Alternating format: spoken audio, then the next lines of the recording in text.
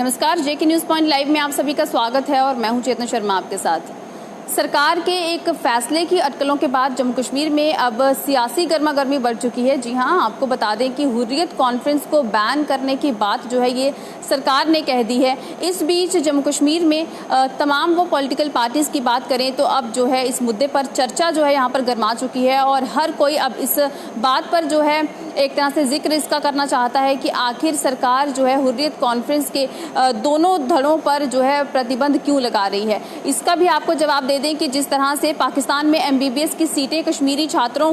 को बेचने और उससे मिले पैसे का इस्तेमाल जो है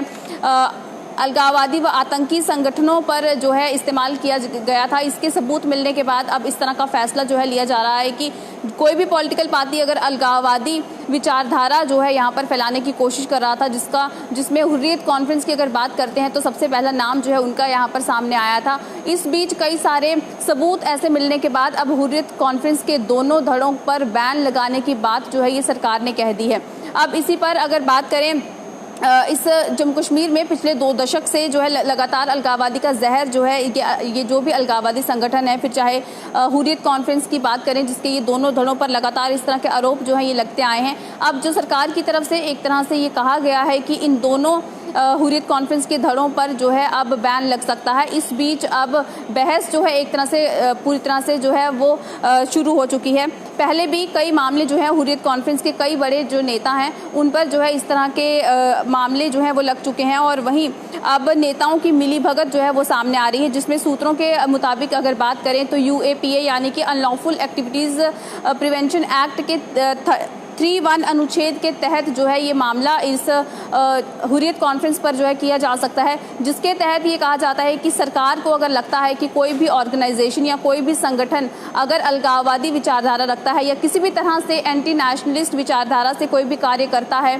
तो उस पर जो है वो पूरी तरह से बैन लगा सकते हैं और कार्रवाई कर सकते हैं। इसी तरह का फैसला जो है अब सरकार ने एक तरह से लेने की बात कही है और इन अटकलों के बाद अब सियासी गर्मागर्मी जो है वो पूरी तरह से बढ़ चुकी है। वहीं पर अगर कश्मीर की बात करते हैं तो सुरक्षा बलों पर पथराव के मामले जो है वो लगातार सामने आते हैं। उसके बाद स्कूलों को जलाने के मामले, सार्वजनिक संपत्तियों को नुकसान पहुंचाने और जो भी आपराधिक षड्यंत्र यहाँ पर जो रचे जाते हैं, जो भी कॉन्स्पिरेसीज यहाँ पर जो है एंटी नेशनल भावना के साथ जो रची जाती है, उनके खिलाफ जो है अब पूरी तरह से ये फैसले जो है लिए जाएंगे और कड़े कदम जो है उठाए जा रहे हैं। इसी बीच सूत्रों की अगर बात करते हैं तो हुर्रियत पर जो भी प्रतिबंध लगाया जा रहा है यानी कि जो बैन लगाया जा रहा है, इसके कई मामले जो है उनको मद्देनज़र रखते हुए इस पर इस तरह की कार्रवाई की जाएगी, क्योंकि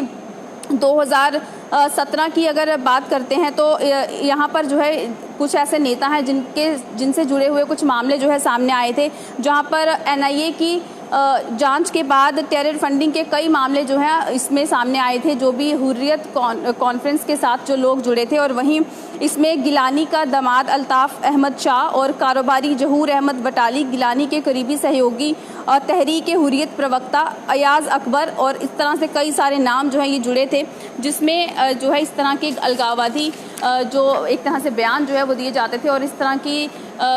जो बातें हैं वो सामने आ रही थी। इसी बीच अगर बात करें 2000 बुरहान की अगर बात करते हैं, जिसको जो है उसके मारने के बाद पूरी तरह से मामला जो है वो PDP युवा नेता वहीद का भी यहाँ पर सामने आया था, क्योंकि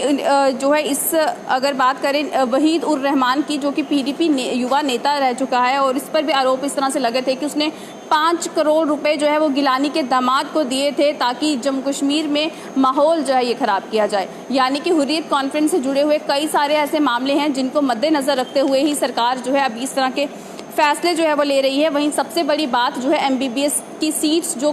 कश्मीरी छात्रों को जो है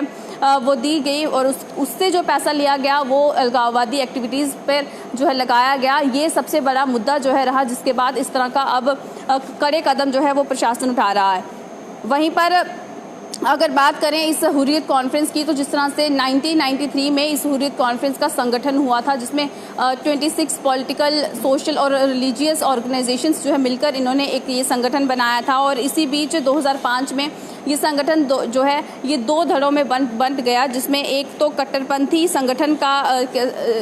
कट्टरपंथी संगठन जो है रहा और दूसरा जो है नरमपंथी जो है संगठन रहा। तो यानी कि ये जो दो धड़ हैं, लेकिन इनका एक तरह से अगर विचारधारा की बात करें तो विचारधारा एक ही तरह की फैलाई जा रही थी और माहौल को जो है बिगाड़ने के प्रयास जो है वो किए जा रहे थे। इस बीच अब प्रशासन ने जिस तरह का ये फैसला लिया है कि अब आने वाले समय में इस पर पूरी तरह से बैन लगाया जा सकता है और भी कई सारे मुद्दों को खंगालने की कोशिश की जा रही है, कई ऐसे सबूत इकट्ठे करने की कोशिश की जा रही है कि जिससे अगर हुर्रियत कॉन्फ्रेंस पर और मामले जो है सामने आते हैं तो इन पर बैन लगना जो है वो एक तरह से उस पर मंजूरी जो है वो दे दी जाएगी। तो चलिए अभी के लिए इस अपडेट में इतना ही, मुझे दीजिए इजाज़त, नमस्कार।